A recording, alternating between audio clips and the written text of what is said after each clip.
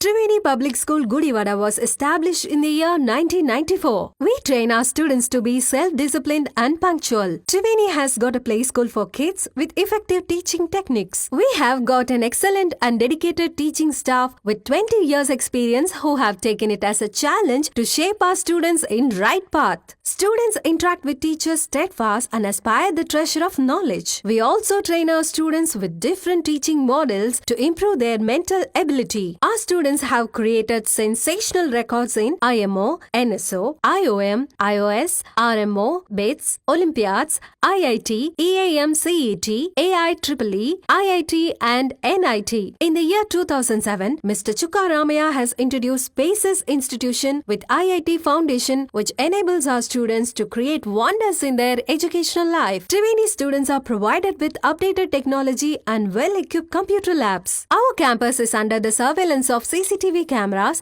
and provided lift facility. We have an expert teaching staff who bring out the hidden talents of the students and carve them into the right sculpture. The potentiality of staff has made the students to participate in various sports and games. Hand in hand, they have bagged innumerable prizes which enables the schools to stand in pride. Triveni provides safe and well-networked transport facilities. Your child is our pride. Admissions are open for play school to 10th standard. For admissions, please contact Triveni Public School, Jaganathapuram, Gudivada. Phone 08674 244115 and 98497 96345.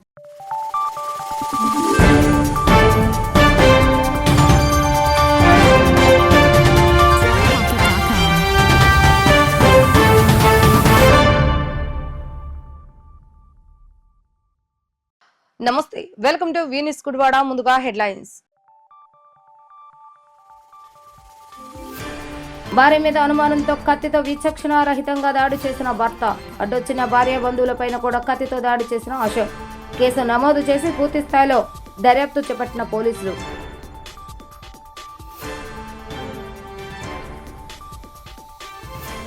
అత్యవసర సమయంలో రక్తం లేక ఎంతో మంది ప్రాణాలు కోల్పోతున్నారన్న MLA వెనగళ్ల రాము. గుడివాడలో నూతనంగా నిర్మించిన ఏపీ వాలంటరీ బ్లడ్ సెంటర్ ను ప్రారంభించిన ఎమ్మెల్యే.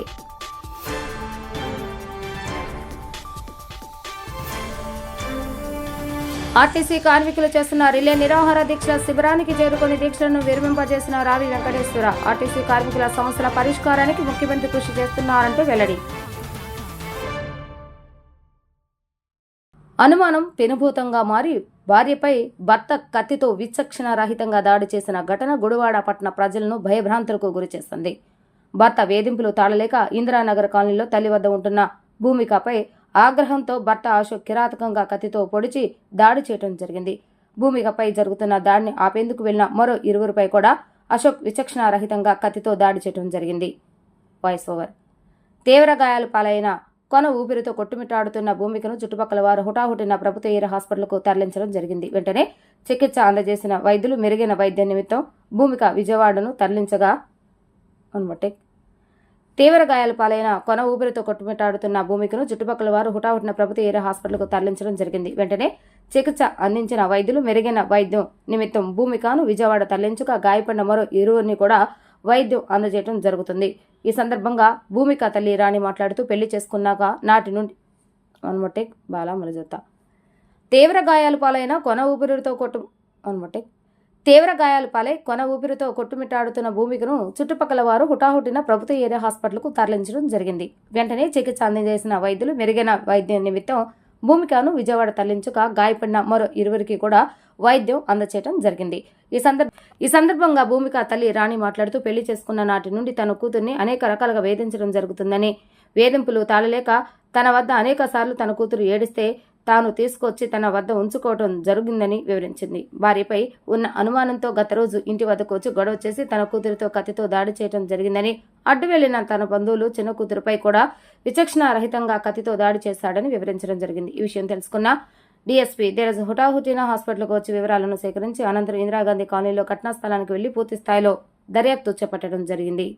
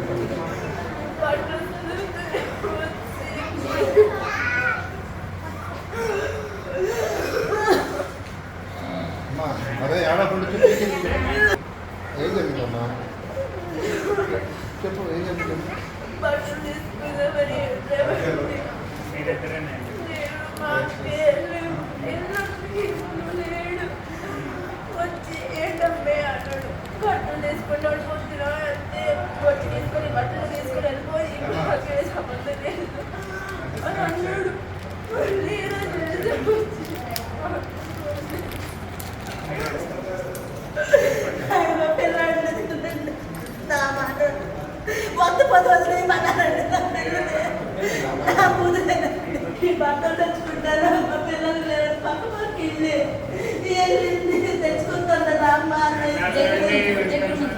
విడిపోయేం లేదండి. వస్తుంది భర్త సాగదు అప్పులు చేస్తూ రోజుకి 200 వడ్డీలు 5,000 అన్నం పెట్టడు. నా ఇంటి మీద తింటలే పిల్లల్ని పెళ్ళైన కానీ చంపేవాడు నలిగేసేది.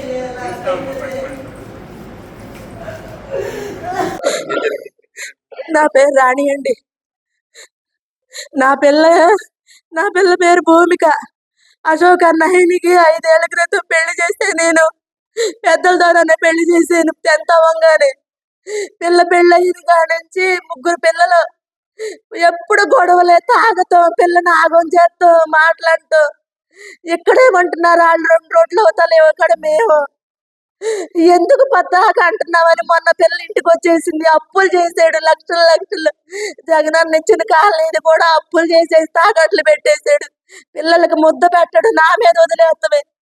ఎనీ టైం నా ఇంట్లో పడి తింటమే వాళ్ళు. నా పిల్లలు కాదనుకొని నా పిల్లలు నా దగ్గరే చేర్చుకున్నాను. వాడు ఏమైపోతే మనకెందుకులే, నా కూతురు నా మనవాళ్ళని. ఇవాళ నా పిల్ల బట్టలు తెచ్చుకుంటానని వెళ్ళింది దాని పండి నా చిన్న పిల్లని ఇద్దరు నరికేశాడు కత్తి పెట్టి. వద్దపోతే నా పిల్లలు వదిలేయవచ్చు కదా, నరికేసి నా పిల్లని చంపేస్తే 3 మనవాళ్ళు 3 అన్నారు. నా పిల్లలు ఏమైపోతారు? ఎంత రాజకీయమైన నేను ఎక్కడా చూడలేదు. పెళ్ళయింది మొదలు ముద్ద పెట్టారు గడు 10 రోజులు ఉంచుకుంటాడు. 10వ రోజు కొట్టి పంపించేస్తాడు నా కూతురు నా ఇంటికి. ఆ అబ్బాయి పేరు అశోక్ మట్ట కొండిపోరాళ్ళది. 5 సంవత్సరాలు అయిందండి. ఆ పిల్లని పొట్టని పెట్టుకుంటాడు చూసాడు. ఆ పిల్లని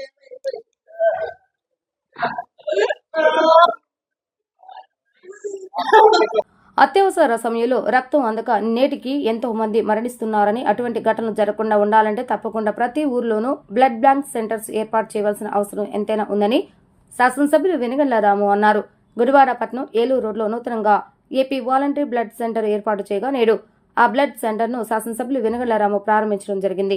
ప్రమాదాలు జరిగినప్పుడు ఎంతో మందికి అత్యవసర సమయంలో రక్తం అవసరం అవుతుందని, అటువంటి వారు ఇతర ప్రాంతాలకు వెళ్లి బ్లడ్ ప్యాకెట్లు తెచ్చేలోపు సమయం వృధా అవడంతో ఎంతో మంది మరణించిన వారు ఉన్నారని, అటువంటి పరిస్థితులు తలెత్తకుండా గుడివాడలో ఏపీ వాలంటరీ బ్లడ్ సెంటర్ ఏర్పాటు చేయడం అభినందనీయమని కొనియాడారు. ఈ బ్లడ్ సెంటర్ ఏర్పాటు చేసిన బొబ్బిలి అశోక్, కత్తి సత్యనారాయణ, పులపాక ప్రసాద్ స్వచ్ఛంద సంస్థల నుండి బ్లడ్ సేకరించి తక్కువ రేటుకు అవసరమైన వారికి అందిస్తే బాగుంటుందని ఆయన సూచించారు.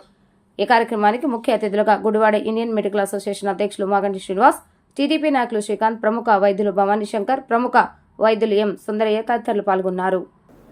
అక్షయ తృతీయ రోజున మంచి ఆస్పీషియస్ డే రోజున ఈ బ్లడ్ బ్యాంక్ ప్రారంభించడం ప్రసాద్ అండ్ గ్రూప్ పీపుల్ని నేను అభినందిస్తా ఉన్నాను. ప్రైవేట్ బ్లడ్ బ్యాంక్ యొక్క ఆవశ్యకత చాలా ఉంది ఈ టౌన్లో. అంతకుముందు కూడా ఎవరో కొంతమంది కండక్ట్ చేశారు, కానీ కొన్ని అనివార్య కారణాల వల్ల అది మూతపడింది. అప్పుడు మేము ఎప్పుడు కూడా కోరుకుంటాం అన్నమాట, ప్రైవేట్ బ్లడ్ బ్యాంక్ ఒకటి ఉంటే టైమ్లీ మనకి బ్లడ్ దొరుకుతుంది. మనకి ఇమ్మీడియట్గా ఫోన్ చేస్తే ఇమ్మీడియట్గా బ్లడ్ ఉన్నది లేనిది తెలుస్తుంది. ఒకసారి మచిలీపట్నం నుంచి ఒక్కోసారి చాలా సార్లు Machilipatnam red cross blood bank మీద డిపెండ్ అయ్యేవాళ్ళు, లేదంటే విజయవాడ ప్రైవేట్ బ్లడ్ బ్యాంక్ వెళ్ళిపోయేది. ఇప్పుడు ఈ బ్లడ్ బ్యాంక్ రావడం చాలా సంతోషం. మాకు చాలా ఈజీగా ఉంటుంది మా పని. ఎందుకంటే ఎమర్జెన్సీ కేసెస్ సర్జరీ చేస్తున్నా, లేకపోతే ఏదన్నా యాక్సిడెంట్ పేషెంట్స్ వచ్చినప్పుడు బ్లడ్ ట్రాన్స్ఫ్యూజన్ బ్లడ్ కావాల్సి వచ్చినప్పుడు ఇమీడియట్గా ఈ టౌన్లో దొరకడం చాలా కష్టమయ్యి పేషెంట్స్ని విజయవాడ రిఫర్ చేయడం, ఆ పేషెంట్స్ మధ్యలోనే చనిపోవడం కండిషన్స్ చాలా చూసాం అన్నమాట. రీసెంట్గా మాకు పేషెంట్ ఫస్ట్ ఫ్లోర్లో ఉగాది పండుగ రోజున మామిడాకులు కోయడం కోసం వంగి పడిపోయింది. Multiple fracture ribs, multiple fractures పేషెంట్లో 70, 60 బీపీ, 40 బీపీ. అసలు నేను చేతులు ఎత్తేయడం అనమాట. కాబట్టి ఈ ఊళ్ళో విఐపీ పర్సన్ తెలిసిన వాళ్ళు ఉన్నారు కాబట్టి వాళ్ళు ఇమ్మీడియట్గా బ్లడ్ బ్యాంక్ వెళ్ళి గవర్నమెంట్ ఓపెన్ చేయించి ఎమ్మెల్యే గారు ఫోన్ చేయించి ఆ బ్లడ్ తెచ్చారు కాబట్టి ఆ పేషెంట్ సేవ్ అయింది. లేకపోతే ఇంపాసిబుల్ ఆ పేషెంట్. నేను ఉంచుకోలేను, ఉంచుకుంటే డెత్తే, లేదంటే ఆన్ ద రోడ్ ఏదో ఒకటి జరుగుతుంది. లక్కీలీ ఇమ్మీడియట్గా విదిన్ అవర్లో వాళ్ళ బ్లడ్ తాగట్టి అదే మామూలు వాళ్ళకి అయితే పరిస్థితి అయితే అక్కడి నుంచి బ్లడ్ ఉన్నా రాదు. అందుకని ఎప్పుడు కూడా ఒక ప్రైవేట్ బ్లడ్ బ్యాంక్ ఉంటే బాగుండేదని చాలాసార్లు మేము ఒకప్పుడైతే రెడ్ క్రాస్ బ్లడ్ బ్యాంక్ పెడదామని కూడా మేము అందరం కూడా చాలా ప్రయత్నం చేశాం ఒక 6-7 ఇయర్స్ బ్యాక్. అది జరగలేదు. ఈ బ్లడ్ బ్యాంక్ అవసరం చాలా ఉన్నది. నిర్వాహకులు దీన్ని చక్కగా నిర్వర్తించి ఇక్కడ ఉన్నటువంటి గుడివాడ ప్రజలకు చాలా సేవ చేస్తారని ఆశిస్తూ ఉన్నాను. అట్లాగే బ్లడ్లో కూడా కాంపోనెంట్స్ పెట్టారు, అది గొప్ప విషయం. దానికి కొంచెం చాలా ఎక్స్పెన్సివ్ ఎక్విప్మెంట్ అవసరం అవుతుంది. అది వరకు అయితే హోల్ బ్లడ్ డే, ఇప్పుడు మన గుడివాడలో కూడా గవర్నమెంట్ హాస్పిటల్ కూడా హోల్ బ్లడ్ డే. కానీ ఇవాళ మన గుడివాడలో blood bank, private blood bank first time open అవుతుంది. చాలా సంతోషం. ముఖ్యంగా డాక్టర్ సుందరయ్య గారు మెడికల్ ఆఫీసర్ మన బ్లడ్ బ్యాంక్కి. సో ఒక డాక్టర్ కూడా కంపల్సరీ ఉండాలని చెప్పి ఏ ప్రాబ్లం వచ్చినా ఆయన వెంటనే ఉంటారు మనతో పాటు. తర్వాత ఈ పార్ట్నర్స్ అశోక్, ప్రసాద్, సత్యనారాయణ గారు వీళ్ళందరూ ఇంతమంది కలిసి ఈ బ్లడ్ బ్యాంక్ పెట్టారు. ఈ బ్లడ్ బ్యాంక్ మెయిన్ ఉద్దేశం కమర్షియల్గా బిజినెస్ కాదు, ఇదొక సర్వీస్ ఇస్తానికే దీన్ని పెట్టాం మనం. తర్వాత ఈ బ్లడ్ బ్యాంక్ స్పెషాలిటీ ఏంటంటే అన్ని బ్లడ్ బ్యాంక్స్ లాగా ఓన్లీ బ్లడ్ తీసి అమ్మటం కాదు. సో కానీ మీరు బ్లడ్ ఇచ్చినప్పుడు ఒకరు కంపల్సరీ డొనేట్. అందరికీ నమస్కారం. ఈరోజు మరి గుడివాడలో మొట్టమొదటిసారిగా మునిపెన్నడు లేని విధంగా ఏపీ వాలంటరీ బ్లడ్ సెంటర్ అనేటటువంటిది విత్ ఆల్ ఫెసిలిటీస్ ఇక్కడ మరి పెట్టాము. దీనికి నేను ఇన్ఛార్జ్ మెడికల్ ఆఫీసర్గా వ్యవహరిస్తున్నాను. ఎప్పుడు ఏ సమయంలో అయినా సరే బ్లడ్ అవసరం అయితే వెంటనే కాంటాక్ట్ చేస్తే అందించడానికి సిద్ధంగా ఉన్నాం. క్వాలిటీ బ్లడ్, ఇందాక వక్తలు చెప్పినట్టు అన్ని రకాల కాంపోనెంట్స్, అంటే ఇంతకుముందు ఓన్లీ హోల్ బ్లడ్డే ఉండేది. ఇప్పుడు కాంపోనెంట్స్ అంటే with packed red blood cells కానీ, తర్వాత ప్లాస్మా, ఇది ప్లేట్లెట్ రిచ్ ప్లాస్మా కానీ, ప్లేట్లెట్ కాన్సన్ట్రేట్ కానీ, single donor platelets, single donor plasma, ఇలాంటివి చాలా కాస్ట్లీ ఎక్విప్మెంట్తో సపరేట్ చేసి ఇస్తున్నటువంటి ఫెసిలిటీస్ అన్నీ కూడా ఇక్కడ ఉన్నాయి. ఇవన్నీ కూడా మరి ఇక్కడ గుడివాడలో ఉన్నటువంటి చాలామంది స్పెషలిస్టులు ఉన్నారు, డాక్టర్లు. తర్వాత వీళ్ళందరూ కూడా దీన్ని సద్వినియోగం చేసుకోవాలి. అలాగే ప్రజలు కూడా దీన్ని సద్వినియోగం చేసుకోవాలి. మేము ఎల్లప్పుడూ కూడా మీకు 24 గంటలు అందుబాటులో ఉంటాం. దీన్ని మీరు అందరూ కూడా ఉపయోగించుకోవాలని కోరుకుంటున్నాం. అలాగే ఈ యొక్క కార్యక్రమానికి విచ్చేసినటువంటి మరి ముఖ్య అతిథి డాక్టర్ మాగంటి శ్రీనివాస్ గారు, అలాగే డాక్టర్ భవానీ శంకర్ గారు, డాక్టర్ మన రామకృష్ణ గారు, ఎమ్మెల్యే గారు ముందే తను సీఎం ప్రోగ్రాం ఉండటం మూలన గౌరవనీయులు వెనుగండ్ల రాము గారు వచ్చి దీన్ని మరి ముందే ప్రారంభోత్సవం చేసి వెళ్ళారు. అందరికీ కూడా నేను మా బ్లడ్ బ్యాంక్ డిఎస్పీ గారు రాలేదు, డిఎస్పీ గారిని కూడా ఇన్వైట్ చేశాము, కానీ వారు రాలేదు. వారు కూడా సీఎం బందోబస్తుకు వెళ్ళారు. సో వీళ్ళందరికీ కూడా మా బ్లడ్ బ్యాంక్ తరఫున కృతజ్ఞతలు తెలియజేస్తూ మరి ఇంతటితో విరమిస్తున్నాను. వారికి నా యొక్క మనస్ఫూర్తిగా అభినందనలు తెలుపుకుంటూ, మరి డాక్టర్ సుందరయ్య గారి ఆధ్వర్యంలో ఈ బ్లడ్ బ్యాంక్ నిర్వహించడం కూడా చాలా గర్వించదగ్గ విషయం. మరి ఈ రోజున గుడివాడలో బ్లడ్ గురించి చాలా ఇబ్బందులు పడుతున్నటువంటి ప్రజలకి ఇది ఉపశమనం కల్పిస్తుందని చెప్పేసి నేను భావిస్తున్నాను.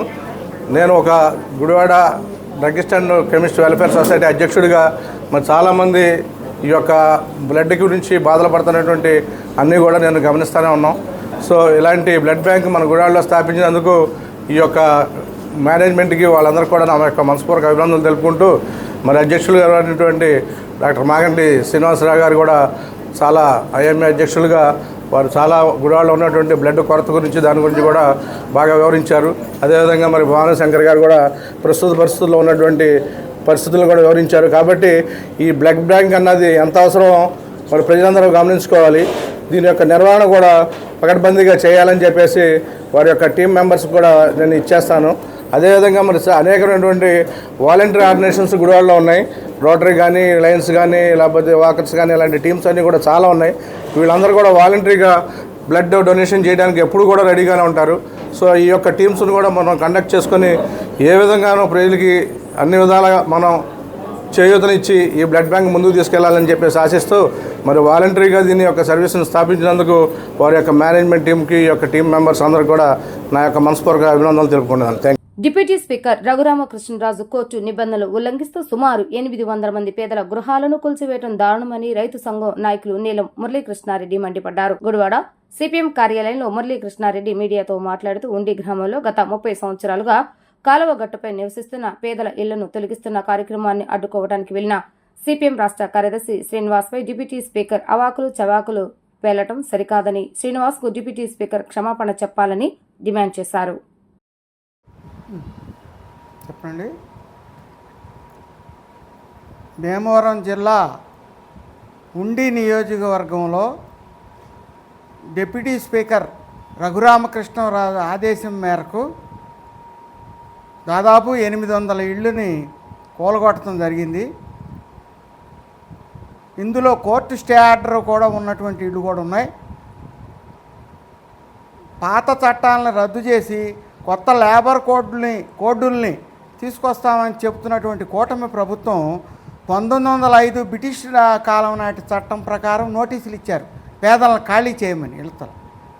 వాళ్ళు చెప్పేది ఏంటంటే ప్రధానంగా అక్కడ ఈ ఇళ్ళు వలన పంట కాలంలో నీరు అవి కలుషితం అవుతుందని. అది అవటలేదు. అక్కడ ఇల్లు కట్టుకున్న వాళ్ళందరికీ అల్లూరి సీతారామరాజు నగర్ అది, అందులో సెప్టిక్ ట్యాంకులు అందరికీ ఉన్నాయి, అది పరిస్థితి. కానీ అక్కడ దగ్గరలో రొయ్యల ఫ్యాక్టరీలు ఉన్నాయి, యనమదూరు డ్రైన్ ఉంది, అందులోకి ఈ రొయ్యల చెరువుల యొక్క వేస్టులన్నీ దాంట్లోకి వెళ్తాయి. ఆ డ్రైన్ కలుషితం అవుతాం ఈయనకి పట్టలేదు. ఆయన ఆదేశం మేరకే అధికారులందరూ కూడా ఆ రకంగా చేశారు. ఆ ఇళ్ళు తొలగింపులో ఒకళ్ళు గుండె ఆగి చనిపోవటం కూడా జరిగింది. ఈ సందర్భంలో సిపిఎం అక్కడ జిల్లా నాయకత్వంతో పాటు రాష్ట్ర కార్యదర్శిగా ఉన్నటువంటి వి శ్రీనివాసరావు గారు కూడా వెళ్ళి ఆ బాధితులందరినీ కూడా పరామర్శించడంతో పాటు ప్రెస్ మీట్ పెట్టారు. పెట్టి బ్రిటిష్ వాళ్ళు అల్లూరి సీతారామరాజుని హత్య చేశారు, మన డిప్యూటీ స్పీకర్ గారు, రాష్ట్ర శాసనసభ డిప్యూటీ స్పీకర్ గారు మరోసారి అల్లూరి సీతారామరాజుని హత్య చేశారని అట్లా కొన్ని విమర్శలు పేదల పక్షాన చేయటం జరిగింది. దాని మీద డిప్యూటీ స్పీకర్ అవాకులు చవాకులు పేరుతూ వ్యక్తిగత దూషణలు చేస్తూ రాష్ట్ర పార్టీ సిపిఎం రాష్ట్ర కార్యదర్శి మీద ఆయన నాకు క్షమాపణ చెప్పాలన్నాడు. అది సరైనది కాదు. క్షమాపణ అక్కడ ఉన్నటువంటి ప్రజలకి చెప్పాల్సినటువంటి అవసరం ఉంది. ప్రత్యామ్నాయం చూపకుండా, కోర్టు స్టే ఆర్డర్ని గౌరవించకుండా కంటెంప్ట్ ఆఫ్ కోర్టుతో ఆ రకంగా చేయటం అనేది సరైనది కాదు. దీన్ని అక్కడ జిల్లాలో కూడా ఉండి నియోజకవర్గంలో సిపిఎం పార్టీ ఒక ఛాలెంజ్గా తీసుకుని ఈ డిప్యూటీ స్పీకర్ యొక్క ఈ యొక్క తప్పుడు విధానాలకు వ్యతిరేకంగా స్కూటర్ యాత్ర జరుగుతుంది. అట్లాగే దీన్ని రాష్ట్ర వ్యాప్తంగా ఉద్యమంగా మలచాలని చెప్పేసి రాష్ట్ర కార్యదర్శి గారు కూడా ప్రకటించున్నాడు. దానిలో భాగంగానే మేము ఈ డిప్యూటీ స్పీకర్ యొక్క అవాకులు చవాకుల్ని ఖండిస్తున్నాం. పేదలకి అక్కడ అవసరమైన మేరకు ప్రత్యామ్నాయ ఏర్పాట్లు చేయాలని చెప్పేసి కోరుతున్నాం.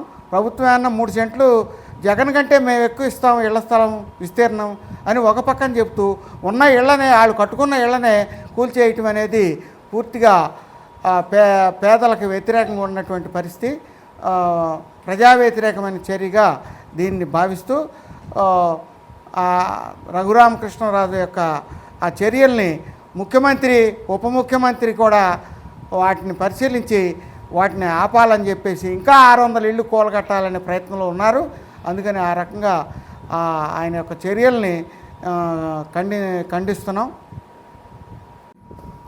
ప్రభుత్వం అధికారంలోకి వచ్చిన తర్వాత ప్రభుత్వ భూములలో ఇళ్ళు వేసుకుని ఉంటే వాళ్ళని రెగ్యులర్ చేస్తానని కలెక్టర్లు వాళ్ళందరూ భారీగా ప్రకటించారు. కానీ భీమవరం ఉండిలో జరిగిన అరాచక పాలనకి ప్రభుత్వం చెప్పేదోటి చేసేదోటి అన్నట్టు కనిపిస్తూ ఉంది. అక్కడ వాళ్ళు 30 ఏళ్ళ నుంచే ఉంటున్నారు. నివాసాలు 30 ఏళ్ళ నుంచి అనేక మంది ఇళ్ళు కట్టుకుని 30 సంవత్సరాల నుంచి సుమారు 1000-1500 మంది కాలువ పక్కన పోరంబాకుల్లో వాళ్ళు ఇల్లు కట్టుకుని ఉన్నారు. చట్టాల ప్రకారం చూసినా వాళ్ళు ఇల్లు కూలగొట్టకూడదు. ఇల్లు కూలగొట్టాలి అంటే ప్రత్యామ్నాయం ఇచ్చి కూలగొట్టాలి. కానీ దౌర్జన్యంగా ఒక డిప్యూటీ స్పీకర్ చెప్పాడనే పేరుతో ఇన్ని వందల మంది ఇళ్ళు కూల్చడం అంటే ఇంతకంటే దుర్మార్గం లేదు. ఈ ప్రభుత్వం ఎవరి కోసం ఉంది? పేదల కోసం ఉందా? అక్కడ ఉండే పెట్టుబడిదారులు ఫ్యాక్టరీ భూస్వాములకు అనుకూలంగా ఉందా? అంటే అసలు ఈ ఇళ్ళ దాటిన తర్వాత కూడా ఇంకా ఆ ఫ్యాక్టరీలో కొంత పోరంబాకు భూములు కూడా దాంట్లో ఉన్నాయి. వాటన్నిటిని వదిలేసి ప్రభుత్వం ఇట్లా ఆయన డిప్యూటీ స్పీకర్ గారు అవాకులు చేవాకులు పేలుతాం అంటే సిపిఎం పార్టీ పేద ప్రజల కోసం పోరాడే పార్టీయే కానీ ఇలా నీలాగా పెట్టుబడిదారులు కార్పొరేట్లకు ఊడిగం చేసే పార్టీ కాదు. కాబట్టి నీ అవాకులు చెవాకులకి సిపిఎం పార్టీ ఏం భయపడదు. కాబట్టి దానికి తగిన శాస్తి చేస్తారు. చట్టాలను కూడా గౌరవించని ఈయన డిప్యూటీ స్పీకర్ పరిస్థితి, చట్టాలు కూడా వాళ్ళకేమీ లెక్కలేదు, చట్టాలన్న గౌరవం లేదు. కాబట్టి ఆయన మీద పార్టీ ఆయన సిపిఎం పార్టీ రాష్ట్ర కార్యదర్శి మీద చేసిన వ్యాఖ్యలు వెనక్కి తీసుకోవాలి. ఆయన ఎదురు ప్రజలకు సమాపన చెప్పాలి కానీ కార్యదర్శి చెప్పాల్సిన అవసరం ఏం లేదని మేము భావిస్తున్నాము. 1/2019 సర్క్యులర్ అమలు చేయాలని డిమాండ్ చేస్తూ నేషనల్ మజ్దూర్ యూనిటీ అసోసియేషన్ ఆధ్వర్యంలో ఆర్టీసీ కార్మికులు నిర్వహిస్తున్న రిలే నిరాహార చేస్తున్న శిబిరి మద్దకు state warehouse corporation chairman Ravi Venkateswararao చేరుకుని ఆర్టీసీ కార్మికుల సమస్యల పరిష్కారానికి కూటమి ప్రభుత్వం కృషి చేస్తుందని, కార్మికులకు అండగా ఉంటామని హామీ ఇచ్చి రిలే నిరాహార దీక్షలను విరమింపజేశారు. గత పాలకుల వైఫల్యం వల్ల నష్టపోయిన ఆర్టీసీ సంస్థను పునరుద్ధరించేందుకు ముఖ్యమంత్రి నారా చంద్రబాబు నాయుడు కృషి చేస్తున్నారని రావి వెంకటేశ్వరరావు అన్నారు.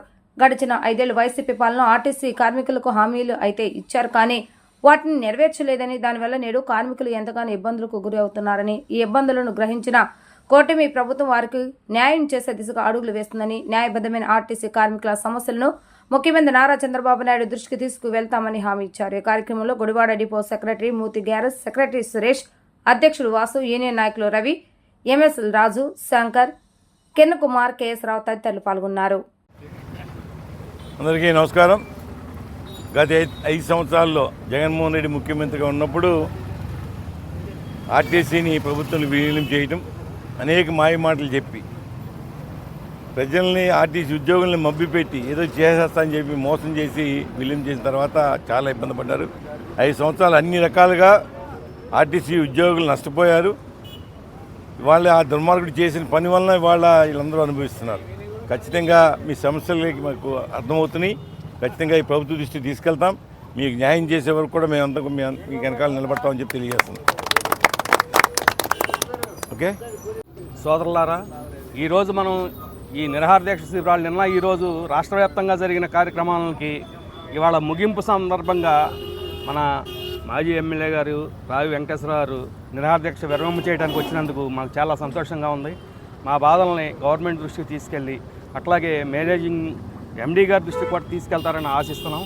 కాబట్టి మా పోరాటం 2019 సర్క్యులర్ కోసం, ఆ సర్క్యులర్ తీసుకొచ్చి ఇన్నాళ్ళ నుంచి కూడా దాన్ని అమలు చేయడంలో అధికారులు అలసత్వం వహిస్తున్నారు. మేము ప్రభుత్వం మీద వ్యతిరేకతగా చేసేది కాదు. ఇది సర్క్యులర్ని అమలు చేయించడం కోసం మేము రాష్ట్ర వ్యాప్తంగా ఈ ఉద్యమాలు మా వై శ్రీనివాస గారి నాయకత్వంలో, రమణారెడ్డి గారి నాయకత్వంలో రాష్ట్ర వ్యాప్తంగా జరుగుతున్నాయి. నిన్న ఈ రోజున ఈ సమావేశాన్ని ముగించడానికి వచ్చినటువంటి మాకు సంఘీభావం తెలిపిన రావి వెంకటేశ్వర గారికి మేము కృతజ్ఞతలు తెలియపరుస్తున్నాం.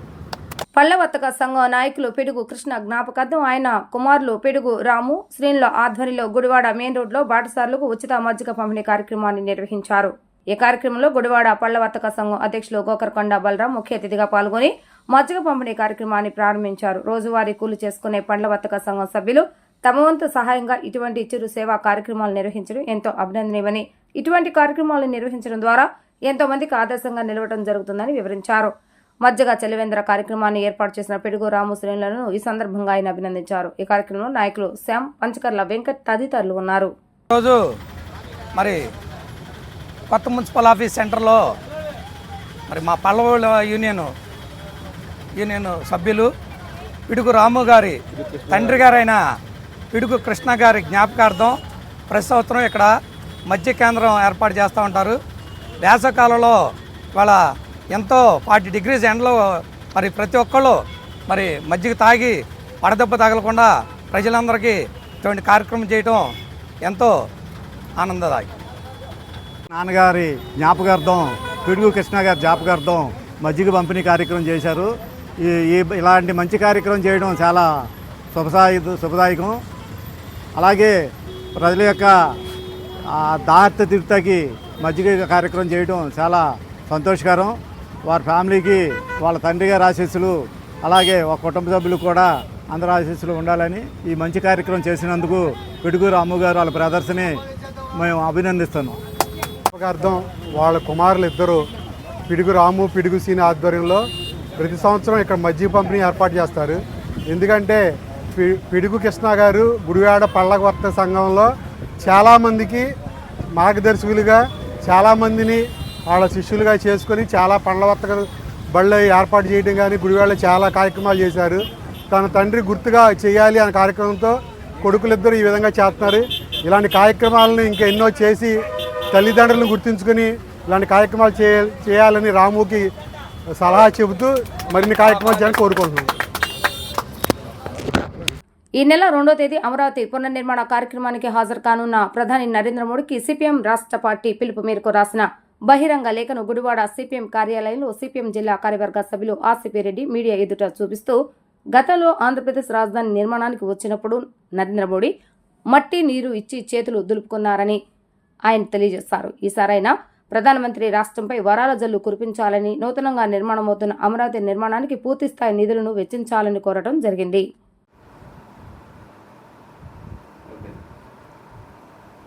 అమరావతి రాజధాని పనుల పునఃప్రారంభం సందర్భంగా మే 2వ తేదీన భారత ప్రధాని నరేంద్ర మోడీ గారు ఆంధ్ర రాష్ట్రం అమరావతికి రావడం జరుగుతూ ఉంది. ఈ సందర్భంగా సిపిఎం పార్టీ ఒక బహిరంగ లేఖ ప్రధాని గారికి రాయాలని పార్టీ రాష్ట్ర కమిటీ నిర్ణయించింది. ఆ బహిరంగ లేఖలో సారాంశం 2014లో నరేంద్ర మోడీ గారు తెలుగుదేశం ఎన్డీఏ కూటమి కలిసి ఆంధ్ర రాష్ట్రంలో మేము అధికారంలోకి వస్తే ఢిల్లీని తల మించి రాజధాని నిర్మిస్తామని అట్లాగే చెప్పడం జరిగింది. కానీ 2014 నుండి ఇప్పటికి సుమారు 11 సంవత్సరాలు అయిపోయింది. ఆ రోజు కూడా విభజన హామీలో చట్టంలోనే ఉంది, రాజధాని నిర్మాణానికి కేంద్రం నిధులు కేటాయిస్తానని ఆ రోజు చట్టంలో కూడా చెప్పున్నారు. అట్లాగే సుమారు ఆ రోజు రాష్ట్ర ప్రభుత్వం కూడా సుమారు 50,000 కోట్లు కావాలి అంటే ఈ రోజు వరకు రాష్ట్ర ప్రభుత్వం, కేంద్ర ప్రభుత్వం 1,500 కోట్లే అమరావతి రాజధానికి నిధులు ఇచ్చి చేతులు దులుపుకున్న పరిస్థితి. అలాగే గత ప్రభుత్వం అసలు అమరావతి రాజధానికి 1,00,000 కోట్లు కావాలి, కానీ 3 రాజధానులు అని వాళ్ళు మాయమాటలు ఆ రోజు చెప్తే ఆ రోజున్న ప్రధాని నరేంద్ర మోడీ గారు ఏమీ మాట్లాడలే. కోర్టులో మాకు సంబంధం లేదు, హైకోర్టులో మాకు సంబంధం లేదన్నాడు. గతంలో 2014లో ఆయన వచ్చినప్పుడు నిధులు ఇస్తారేమో రాజధానికి అని ప్రజలందరూ ఎదురు చూశారు. కానీ ఆయన ఢిల్లీ నుంచి తెచ్చింది ఏంటంటే ఒక చెంబుడు నీళ్లు, ఒక గంప మట్టి తెచ్చి ఇచ్చి వెళ్ళిన పరిస్థితి ఉంది. కాబట్టి ఇప్పుడన్నా కేంద్రంలో విభజన చట్టంలో ఉన్నట్టు రాజధాని నిర్మాణానికి నిధులు ఇవ్వాలని ఈరోజు రాష్ట్ర వ్యాప్తంగా సిపిఎం పార్టీ అడుగుతూ ఉంది. అలాగే ఇలా సుమారు 31,000 కోట్లు కావాలని ఇలా తెలుగుదేశం ఇప్పటికే అన్ని ఎస్టిమేషన్లు అవి తయారు చేసింది. కానీ పార్లమెంట్లో దగ్గర 1,400 కోట్ల రూపాయలు నేను ఇస్తానని ప్రకటించారు. అవి కూడా గ్రాంట్లుగా కాదు ఇచ్చేది, అప్పుగా ఇప్పిస్తానంటున్నారు. ఇలా అమరావతి రాజధానికి అప్పుగా ఇప్పిస్తే అప్పుని ప్రజల మీద భారం పన్నుల రూపంలో మళ్ళీ వసూలు చేసే పరిస్థితి ఉంటుంది. కాబట్టి అప్పు కాదు, విభజన హామీలో ఉన్న చట్టం ప్రకారం గ్రాంట్స్ రూపంలో అమరావతి రాజధానికి విరివిగా విరాళాలు ఇచ్చి ఇప్పటికన్నా కంప్లీట్ చేయాలి. లేకపోతే 11 సంవత్సరాలు మన రాష్ట్రానికి రాజధాని లేని ఆంధ్రప్రదేశ్గా మిగిలిపోయింది. కాబట్టి ఇప్పటికన్నా దాన్ని మోడీ గారు జోక్యం చేసుకుని ఆ నిధులు ఇచ్చే దాంట్లోనూ ఆయన ఇచ్చిన హామీ ప్రకారం మంచి రాజధానిని కట్టాలని మేము సిపిఎం పార్టీగా డిమాండ్ చేస్తున్నాం. రెండోది 41 కేంద్ర సంస్థలకి అక్కడ భూములు కేటాయించారు. సుమారు 300 ఎకరాల పైన వాళ్ళకి భూములు కేటాయించారు. ఎప్పుడు కేటాయించారు? గత తెలుగుదేశం బీజేపీ ప్రభుత్వం టైంలోనే కేటాయించారు. ఇంతవరకు ఒక్క ఆఫీస్ కూడా చుట్టూ గోడ కట్టారు, కానీ ఆ ఆఫీస్ కూడా అక్కడికి షిఫ్ట్ చేసిన పరిస్థితి లేదు. కాబట్టి ఇప్పటికన్నా ఈ అమరావతి రాజధాని మీద కేంద్రం ఇచ్చిన మాట మీద నిలబడి దానికి కావాల్సిన నిధులు ఇచ్చి త్వరగా దాన్ని కంప్లీట్ చేస్తూ చట్టం చేసేటట్టు, రక్షణ చట్టం చేసేటట్టు కూడా కేంద్ర ప్రభుత్వం తీసుకోవాలి. కాబట్టి వీటన్నిటికీ అసలు ఆంధ్ర రాష్ట్రం అభివృద్ధి కావాలంటేనే ప్రత్యేక హోదా.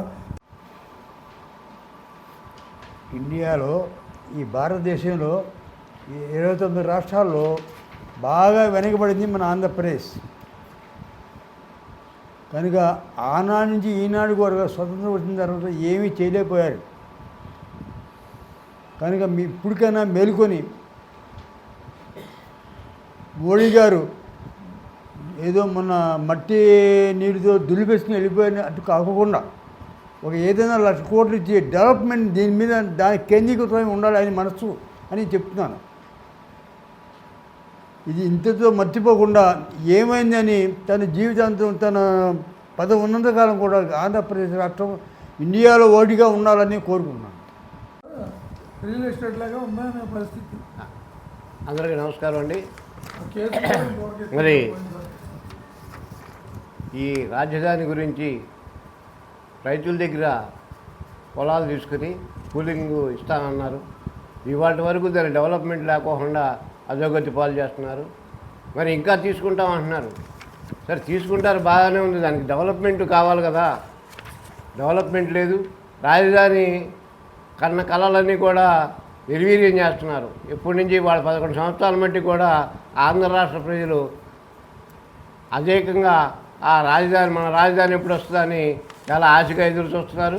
మరి ఈ నాయకుల మాటలైతే మటుకి మసిపూసి మారేడుకాయ చేసే ప్రవర్తనగా ఉంది, కానీ వాస్తవానికి ఎవరు కూడా వాస్తవ దీంట్లోకి రావట్లేదు.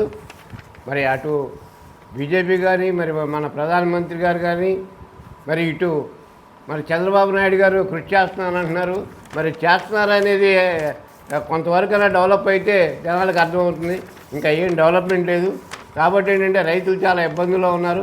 వాళ్ళకి ఫుల్లింగ్ ఇచ్చి మరి అభివృద్ధి చేయవలసిందిగా సిపిఎం పార్టీ తరఫున కోరుతున్నాం. వార్తలు ముగించే ముందు హెడ్లైన్స్ మరొకసారి. భార్య మీద అనుమానంతో కత్తితో విచక్షణారహితంగా దాడి చేసిన భర్త. అడ్డొచ్చిన భార్య బంధువులపైన కూడా కత్తితో దాడి చేసిన అశోక్. కేసు నమోదు చేసి పూర్తి స్థాయిలో దర్యాప్తు చేపట్టిన పోలీసులు.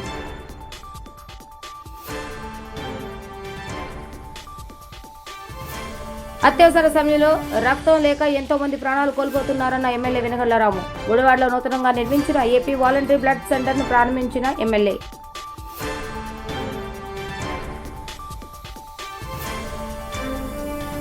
ఆర్టీసీ కార్మికులు చేస్తున్న రిలే నిరాహార దీక్ష శిబిరానికి చేరుకుని దీక్షలను విరమింపజేసిన రావి వెంకటేశ్వర. ఆర్టీసీ కార్మికుల సమస్యల పరిష్కారానికి ముఖ్యమంత్రి కృషి చేస్తున్నారంటూ వెల్లడి.